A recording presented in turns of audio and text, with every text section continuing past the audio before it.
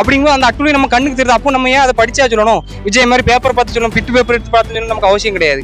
நமக்கு இங்க இருந்து இருக்கு அண்ணன் மாதிரி நெஞ்சு டைலாக்கு. விஜய்க்கு வாக்கு செலுத்தலாம் என் குடும்பத்துக்கு விஷம் வச்சு கொண்டுருவேன்னு சொல்லிருக்காங்க. இந்த மாதிரி போக்கு எப்படி பாக்குறீங்க? நான் என்ன சொல்றேன், அந்த அம்மா முதல்ல விஷம் வச்சு குடிச்சிட்டு சாகுறது ரொம்ப சிறப்பு. தான் குடும்பம் முக்கியமா ஒரு கூத்தாடி முக்கியமாங்கிறது அந்த சிந்தனை, அந்த வேறுபாடு அந்த அம்மாக்கு தெரியல.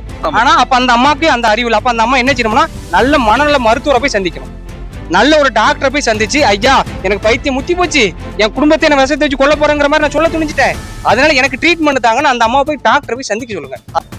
சத்தியமா அடிச்சுதான் வளர்த்தாரு. அன்னைக்கு அவர் அடிச்சு வளர்க்க போய் தான் இன்னைக்கு நாம் தமிழர் ஒரு கட்சியில நான் ஒரு நல்ல பிள்ளையா பயணிச்சுட்டு இருக்கேன். இல்ல அந்த அணில் குஞ்சு மாதிரி இவனை கடிக்கவா, இல்ல இந்த திருட்டு திராவிட மாதிரி கோட்டரை அடிச்சுட்டு எங்கேயோ குப்புற படுக்கவான்னு தான் இருந்திருப்பேன். எங்க மண்ணை பத்தி தப்பா பேசினாலே விட மாட்டோம், பெத்த தாயை தப்பா பேசினா விடுவோமா?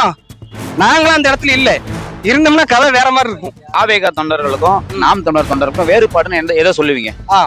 அழகா கேட்டீங்க. என் ஊர்ல நான் சின்ன சின்ன பசங்களை சேர்த்து கிட்டத்தட்ட 1500க்கும் மேற்பட்ட பனை விதைகள் நட்டிருக்கேன். அதனாலதான் முன்னோர்கள் மண் அரிப்பை தடுக்கிறதுக்கும் நீரை சேமிச்சு வைக்கவும் கோடை ஏற்பட்டாலும் நம்ம பொருளாதாரத்தை அந்த பனை மூலமா ஈட்ட முடியும்னு அந்த பனை மரத்தை எல்லா படமும் நடவு செஞ்சு வச்சாங்க.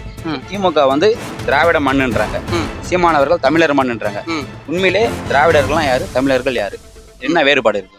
வணக்கம் ஐயா. வணக்கம். உங்களை நான் பேட்டி கேட்கறது மாதிரி சொன்னீங்க, உங்களை என்ன கேள்வி நான் கேட்கிட்டேன் மாதிரி கேட்டதுக்கு நீங்க எந்த கேள்வி வேணா கேளுங்க, எல்லாத்துக்கும் என்கிட்ட பதில் இருக்குன்னு சொன்னீங்க. இப்ப நீங்க நாம் தமிழர் கட்சியில பயணிக்கிறீங்க.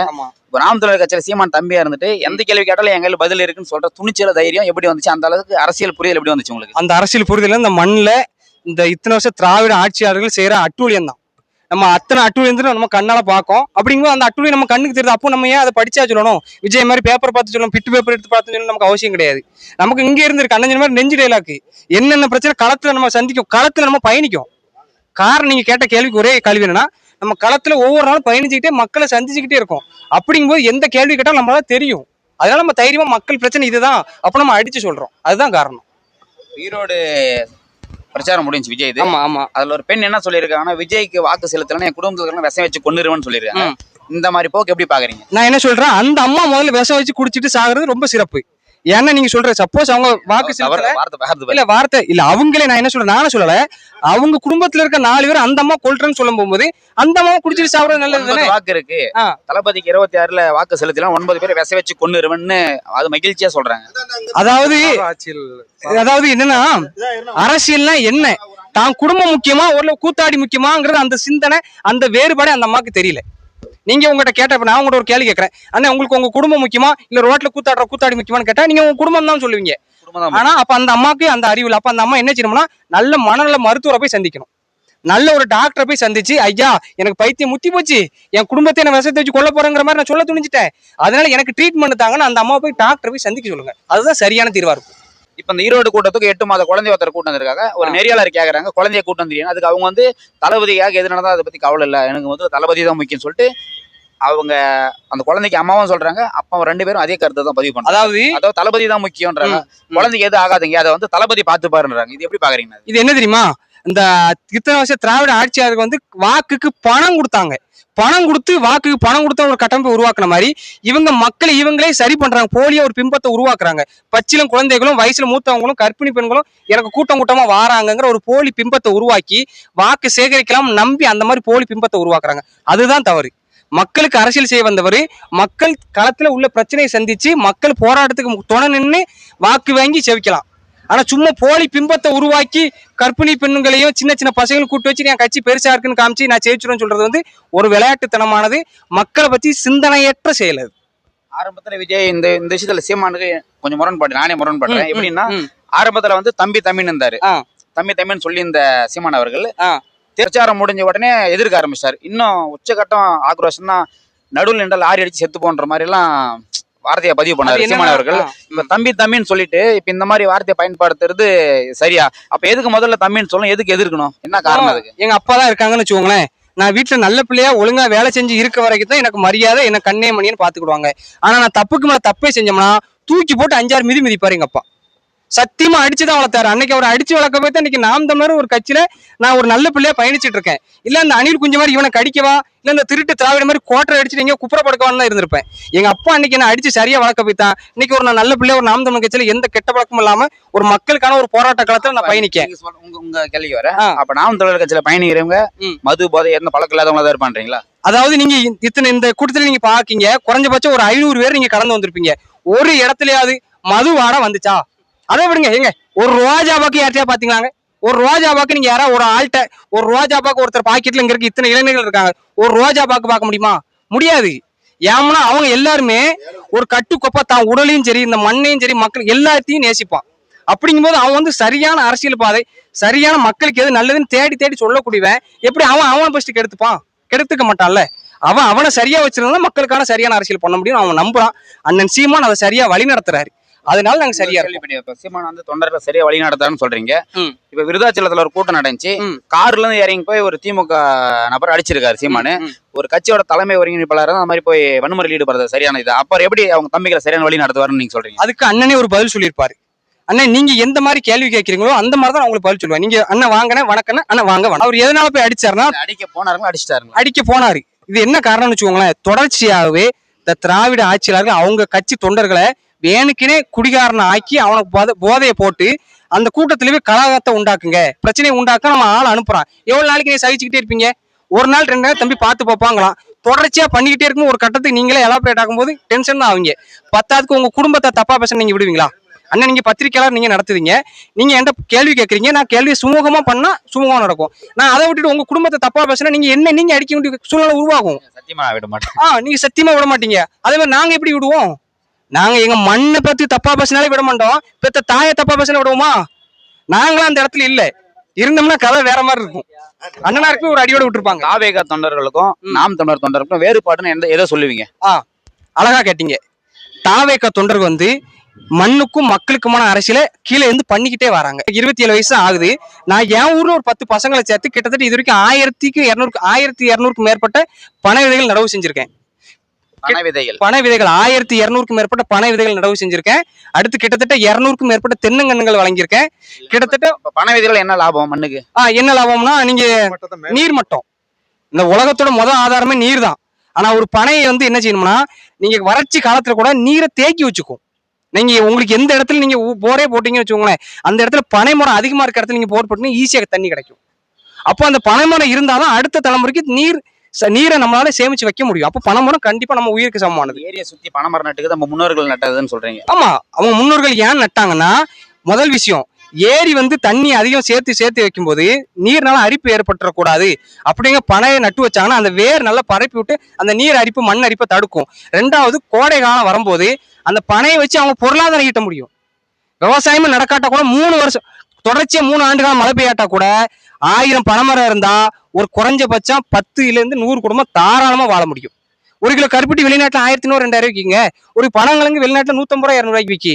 அப்படிங்கும்போது கிட்டத்தட்ட ஒரு 10,000 பனைமரம் இருக்குன்னா ஒரு 150 குடும்பத்துக்கு வாழ்வாதாரம் நம்ம உருவாக்க முடியும். அதனாலதான் முன்னோர்கள் மண் அரிப்பை தடுக்கிறதுக்கும் நீரை சேமிச்சு வைக்கவும் கோடை ஏற்பட்டாலும் நம்ம பொருளாதாரத்தை அந்த பனை மூலமா ஈட்ட முடியும்னு அந்த பனை மரத்தை எல்லா பட்டமும் நடவு செஞ்சு வச்சாங்க. இப்போ நம்ம நாம் தமிழ் பிள்ளைகள் அந்த வழிமுறை பின்பற்றி நடந்து வந்துகிட்டு இருக்கோம். நாம் தமிழர் கட்சி பணம் கொடுத்தா எளிமையா வின் பண்ணிடலாம். ஆனா பணம் தராம நிக்கிறீங்கல்ல. இப்ப மற்ற கட்சிகள் பணம் தருது, கூட்டணி வைக்குது, நீங்க தனிச்சு நிக்க என்ன காரணம்? நாங்க தனிச்சு இங்க வந்து அரசியல முடிவு பண்றது இந்த பணமா தான் இருக்கு. இப்ப எல்லாருக்கும் வாக்குக்கு பணம் பாத்திருப்பீங்க, எங்க வீட்லயும் கொடுத்துருக்காங்க, பாத்துருக்கோம். இப்ப இவங்க வந்து கடைசியா ஒரு நாம் தமிழர் தொண்டர் எங்க வீட்டான வந்தாரு வாக்கு சேகரிச்சு. மாதிரி பணம் கேட்டதுக்கு அவர் வந்து என்ன வார்த்தையை பார்த்தீங்கன்னா, நீங்க பணம் வாங்கினா நீங்க ஓட்டு எனக்கு போட தேவையில்லைன்னு. அதாவது எங்க வீட்டுல என் நண்பரை வீட்டுல கேட்டதுக்கு நீங்க வாக்கு போடாதீங்கன்னு சொல்லிட்டு போயிட்டு இருக்காரு. இது எப்படி பாக்குறீங்க? இதை நான் எப்படி பாக்குறேன்னா, இப்போ நான் தான் வாக்கு வேணும்னு வேற கட்சியை பாத்துருக்கோம், பணம் வாங்க நீ எனக்கு ஓட்டு போட தேவை, அந்த மாதிரி ஓட்டு எனக்கு அவசியம் இல்லைன்ட்டு பேசிட்டு போயிருக்கேன். நாங்க வந்து வாக்குக்கு பணம் கொடுக்கறதும் சரி வாக்குக்கு பணம் வாங்குறதும் சரி அருவருப்பா பாக்குறோம். அதுதான் எங்களோட இதே. இப்போ நீங்க தான் வாக்குக்கு பணம் கட்டிங்கன்னா நான் உங்களே அருவருப்பா தான் பார்ப்பேன். அப்படிங்கும்போது நான் உங்கள்கிட்ட இருந்து உங்க வாக்கே எனக்கு வேண்டாம், உண்மையான உள்ளவன் நேர்மையா உள்ளவன் எனக்கு வாக்கு செலுத்தினா போதுங்கிற எனக்கு ஒரு மனப்பான்மை உண்டாகும். இது இன்னொரு விஷயம் என்னன்னா, நானே ஒரு தேர்தல் சாதாரண ஒரு உள்ளாட்சி தேர்தல் நிக்கிறேன்னு வச்சுக்கோங்களேன், நான் 15 லட்ச ரூபா செலவு பண்ணோம்னா நான் எப்படி நாளைக்கு வந்து மக்களுக்கு வேலை செய்வேன்? எந்தெந்த ரோட்ல ஆட்டை போடலாமா, இல்ல குளத்துல ஆட்டை போடலாமா, இல்ல மண்ணை கலமா மழை, அப்படித்தானே யோசிப்பேன். அப்படிங்கும்போது அப்ப முதல்ல அதை களை வாங்க கூடாது. அந்த களவை தடுக்கணும்னா இந்த வாக்குக்கு பணம் கொடுக்கணுங்கிற மெத்தடை ஒழிச்சா மட்டும்தான் நேர்மையான அரசியல் செய்ய முடியும். நான் அப்படின்னா ஏன்டா எனக்கு 10 லட்சம் நான் செலவு இல்லாம சிம்பிளா மக்களோட வாக்கள் மட்டும் சேவிச்சா மட்டும் தான் நான் மக்களுக்கு சேவை செய்வேன். மக்களுக்கு நான் பணம் கொடுத்து நான் சேவிச்சேன் எப்படி மக்களுக்கு சேவை செய்வேன்? நான் என் வீட்டுக்கு தான் சேவை செய்வேன். அதனால அந்த அரசியலை உடைக்கணும் தான் நாம் தமிழ் கட்சி முதல்ல ஆரம்பிச்சதே. பொதுவான ஒரு கேள்வி கேக்குறேன். திமுக வந்து திராவிட மண்ணுன்றாங்க, சீமானவர்கள் தமிழர் மண்ணுன்றாங்க. உண்மையிலே திராவிடர்கள்லாம் யாரு, தமிழர்கள் யாரு, என்ன வேறுபாடு இருக்கு? திராவிடருக்கும் தமிழர்களுக்கும் என்ன வேறுபாடுனா, நீங்க சின்ன வயசுல நம்ம எல்லா புத்தகத்திலும் போய் படிச்சு தமிழர் தூக்கிட்டு வராது, திமுக திராவிடம் தூக்கிட்டு வருது. அதனால கேக்குறேன். அதாவது நம்ம சின்ன வயசுல நீங்க நானும் ஸ்கூல் படிச்சிருப்போம். அப்ப என்னன்னா தமிழ்ல இருந்து பிரிஞ்ச மொழிதான் கன்னடமும் கலிதலமும் கவின் மலையாளமும் உன் உதிரத்தை உதித்து ஒன்று ஆகிடணும் ஆரியம்பும் உலக வழக்கு அழிந்து உலக வழக்க அழிந்து உன் சிதையா உன் சீருமை வாழ்த்துமே நம்ம ஒரு பாடல் பாடுதோம். மலையாளமும் தெலுங்கும் கன்னடமும் துளுவும் தமிழ்ல இருந்து பிறந்ததுதான். இதுல முதல்ல இது நீங்க தெரிஞ்சுக்கணும். அந்த தமிழ்ல இருந்து பிறந்து இந்த மொழியில வாழ்ந்தவங்களை திராவிட குடும்பம்னு சொல்லுவாங்க. ஆனா அந்த திராவிட குடும்பத்தில் உள்ளவங்களை தனித்தனி மாநிலம் பிரிச்சு கொடுத்தாச்சு. மலையாளிக்கு மலையாளம் கொடுத்தாச்சு, கேரளா கொடுத்தாச்சு, கர்நாடகா கன்னடம் பேசுறவங்க கர்நாடகா கொடுத்தாச்சு, தெலுங்கு பேசுறவங்க 2 மாநிலம் கொடுத்தாச்சு. நமக்கு இந்த ஒரு நிலம் தான் இருக்கு.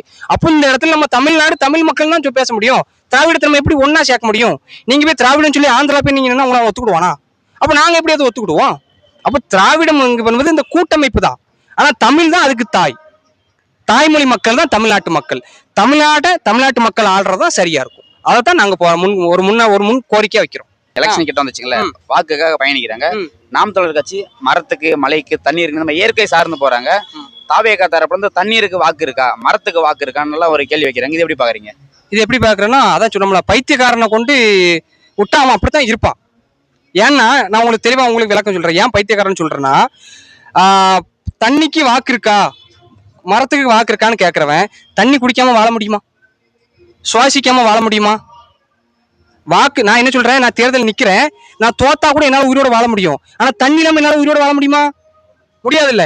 அப்ப அந்த வாக்கை விட நீரும் நிலமும் காற்றும் இந்த சூழ்நிலையும் இந்த நாடு தான் முக்கியம். நாங்க முதல்ல இதுக்கான அரசியல் பண்றோம், அதுக்கடுத்து வாக்குக்கான அரசியல் பண்றோம். அண்ணன் சொல்லுவார்ல, எனக்கு இந்த வாக்கு தேர்தல்லாம் 2ஆம் கட்டம் 4ஆம் கட்டம். முதல்ல மக்களுக்கான நல்ல நாடு, நல்ல குடிநீர், நல்ல மருத்துவம், நல்ல கல்வி, இதுதான் மக்களுக்கு தேவை. அதுக்கான முதல்ல நிப்பேன் அப்படின்ட்டு. அதுதான் எங்களோட கொலை. காப்பாத்துறது. கன்னியாகுமரி நிறைய மலைகளை உடைச்சு எடுத்துட்டு போறத பாக்குறீங்க, கேரளாக்கு எடுத்துட்டு போறத. மற்ற கட்சிகளை கை கட்டி வேடிக்கை பார்த்து நாம் தமிழர் கட்சி மட்டும் 6 போராட்டம் இறங்க. அந்த மலையை காப்பாத்தினால அப்படி என்ன வரப்போகுது? எங்க நீங்க மழைன்னா சாதாரண மழை மட்டும் இல்லைங்க. அவங்க மக்கள் தேவைக்கு தானே உடைச்சு எடுத்துட்டு போறாங்க, அதையும் தடுக்கணும். மக்கள் தேவைக்கு நான் என்ன கேட்கறேன், நீங்க தான் இருக்கீங்கன்னா அவன் கேரளா நாட்டுல அவனுக்கு மழை இருக்கே, அவன் அங்க உடைச்சிக்க வேண்டியதானே, ஏன் தமிழ்நாட்டுல வந்து உடைக்கணும்? இது எதனால இது என்ன பாதிப்பு வருது நாங்க சொல்றோம்னா, மலையை அழிக்கும் போது காடுகள் அழியும் போது இயற்கை சூழ்நிலை மாறும். உங்களுக்கு மழை நீர் கிடைக்காது, அடுத்த தலைமுறையிலேயே வாழ முடியாது. இன்னொன்னு புயல் வந்தா அந்த மழை தான் தடுக்கும். ஆனா புயல் வரும்போது மழை இல்லைன்னு வச்சுக்கோங்களேன், ஒட்டுமொத்தமா அடிச்சு போட்டு போயிருமே. கேரளாக்காரன் வாழும், அவன் தமிழ்நாட்டுக்காரன் அழிஞ்சிருவானே, என் மக்கள் நான் இப்படி அழிய விடுவேன். அதனாலதான் நாங்க போராட்டத்தை நிக்கிறோம். நிறைய விமர்சனம் வருது இதனால. விமர்சனங்கள் வரட்டுங்கிறேன். ஏங்க நான் தான் காடு விட்டு வேலை இருக்கோம்னா, நான் செய்யறது தப்போ சரியோ பேசுங்க, பேசினாதான் தெரியும். நான் திருத்திக்கிறேன், தப்பு செஞ்சா திருத்திக்கிறேன், சரியான வழிமுறை. அடுத்த தம்பி வராங்க, அடுத்த அண்ணா வராங்க, நான் அடுத்த தலைமுறை கடத்தி கொண்டு சரியானதை முன்னோக்கி கொண்டு போறேன், தப்ப திருத்திக்கிறேன். விமர்சனம் பண்ணுங்கன்னு தான் நாங்க சொல்றோம். ஒரு கேள்வி நாம் தமிழர் கட்சி 15 வருஷம் ஆச்சு தொடங்கி, தனிச்சுதான் நிக்கிறாரு. என்னைக்காச்சு தனிச்சே இயங்குறாரு, கூட்டணி வச்சா ஒரு பதவி அந்த மாதிரி இது பண்ணலாம்னு ஒரு எண்ணம் தோன்றி இருக்கு உங்களுக்கு? இல்ல தனிச்சு நிக்கிறவங்களுக்கு சலிப்பு தன்மை வரலையா? அதாவதுங்க, சலிப்பு என்ன காரணம்னா, புலி எப்பவுமே தனிச்சுதான் நிக்கும். எவ்வளவு காலத்துக்கு நான் சொல்றேன், அதிகாரத்தை பெறுது வர மக்கள் முழுமையான அரசியலை நம்புவாங்க. நான் சொல்றேன், நாங்க கூட்டணி வைக்கலாம், வச்சு 5 எம்எல்ஏ 10 எம்எல்ஏ வாங்கலாம். உங்களுக்கே தெரியும், ஐயா திருமாவளவன் கதை என்னாச்சு? அவரால் அந்த நாட்டுல எவ்வளவு தப்பு நடக்கு அவருக்கு தெரியும். ஆனா அவரால் எதிர்த்து குரல் கொடுக்க முடியுமா? ஐயா வைகோவால எதிர்த்து குரல் கொடுக்க முடியுமா? ஐயா அன்புமணி ராமதாஸ் எதிர்த்து கொடுக்க முடியுமா? ஆனா நாம் தமிழ் பிள்ளைகள் நாங்க 4 பேர் என்ன போதுங்க, ஒரு கலெக்டர் ஆபீஸ் மறிப்போங்க, தைரியமா மறிப்போம். கலெக்டர் ஆபீஸை முச்சு கேட்டு எனக்கு இது வேணும்னு சண்டை போடுவோம், போட்டு மக்களுக்கு வாங்கி கொடுப்போம். ஆனா அவங்களோட கூட்டணி வச்சா மறிக்க முடியுமா? அரசு எடுத்து போராட்டம் பண்ண முடியுமா? நாங்க சொல்றேன், எங்களுக்கு வெற்றி ரொம்ப தூரம்லாம் இல்லை. மக்கள் இடைநிலை மக்கள் எங்களை புரிஞ்சுக்கிட்டு தான் வராங்க, எங்களுக்கு புரிஞ்சுக்கிட்டு அவங்க வெற்றி தரதான் செய்ய போறாங்க. அதை யாராலும் மாற்ற முடியாது. ஆனா நாங்க ஆரம்பத்துல இருந்து மக்களுக்கான அரசியலை செய்ய ஆசைப்படுறோம். கூட்டணி வச்சா அவங்க 2 பேருமே அயோக்கிய பேதான். அவனும் களவாணிதான், அதிமுகவும் களவாணிதான், திமுகவும் களவாணிதான். இப்ப அவங்களோட போய் நாங்க எப்படி கூட்டணி வைக்க முடியும்? அண்ணன் சொல்லுவார்ல, நான் 8 கோடி மக்களோட கூட்டணி வைக்கிறோம், 8 கோடி மக்களோட நாங்க நேரடி கூட்டணி வைக்கிறோம். மக்கள் எங்களுக்கு செல்வாக்கோட இருக்காங்க, எங்களுக்கு வளர்ச்சியை தருவாங்க, நாங்க கண்டிப்பா இலக்கு அடைவோம். நீங்க சொன்ன மாதிரி வாக்கு சரிவை சந்திக்காத ஒரு கட்சியும் நாம் தமிழர் கட்சி இருக்கு. இது வரைக்கும் வாக்கு வந்து சரியில்லை, உயர்ந்துட்டே கணிசமா உயர்ந்துட்டு போகுது. இது எப்படி பாக்குறீங்க? இது நாம் தமிழருக்கு சாதகமா இல்ல எப்படி பாக்குறீங்க? ஆமா, கண்டிப்பா சாதகம் தானே. மக்கள் வந்து அங்கீகரிச்சுக்கிட்டே இருக்காங்க. எத்தனை காலத்துக்கு உயர்ந்துட்டே போன்றீங்க? இப்போ ஒரு முதலமைச்சரா வாக்கு நான் உங்களுக்கு சொல்றேங்க, அந்த பிஜேபின்னு ஒரு கட்சி இருக்காங்க, 1980 ஆரம்பிச்சாங்க. அவங்க முதல் சீட்டு பிடிக்க 1996 பிடிச்சாங்க. 16 ஆண்டு காலம் எடுத்துக்கிட்டாங்க. அப்ப ஏன் யார் எந்த விமர்சனம் வைக்கல? திராவிட கட்சிகளே பாருங்களேன், சுதந்திரத்துக்கு முன்னாடி இருந்து அவங்க அரசியல் பண்ணிட்டு இருக்காங்க. திராவிட கட்சிகள் அதோட தாய் கழகத்துல இருந்து ஆரம்பிச்சாங்க. ஆனா 1967 தான் அவங்க ஆட்சிக்கே வராங்க. கிட்டத்தட்ட பாருங்களேன், 47 இருந்து 20 கிட்டத்தட்ட 20 ஆண்டு காலம். அப்படிங்கும்போது எல்லாருக்குமே ஒரு பேஸ்மெண்ட் போடுறதுக்கு கண்டிப்பா காலம் தேவைப்படும். நீங்க வீடே கட்டுறீங்கன்னு வச்சுக்கோங்களேன், பேஸ்மெண்ட் சரியான பேஸ்மெண்ட் போட காலம் எடுத்துக்க தான் செய்யும். போட்டா தான் அந்த வீடை சரியா கட்ட முடியும். அதே மாதிரிதான் கட்சியும் மக்களுக்கு சரியான அரசியலை பண்ண நாங்க செஞ்சுக்கிட்டு இருக்கோம். அப்படி எங்க சரியான அடித்தளத்தை நாங்க போட்டுட்டு தான். நீங்களே பாருங்க, 1%, 3%, 6%, 8%, கடைசியா ஈரோடு கிழக்குல 16%. ₹1 கூட கொடுக்கல. ஈரோடு கிழக்கு இடைத்தேர்தல 16% வாக்கு. இந்த 16% 26, 36 போக மாட்டேன்னு நாங்க நம்புறோம். நீங்களும் நீங்க வாக்கு செலுத்துங்க, கண்டிப்பா உயரும்.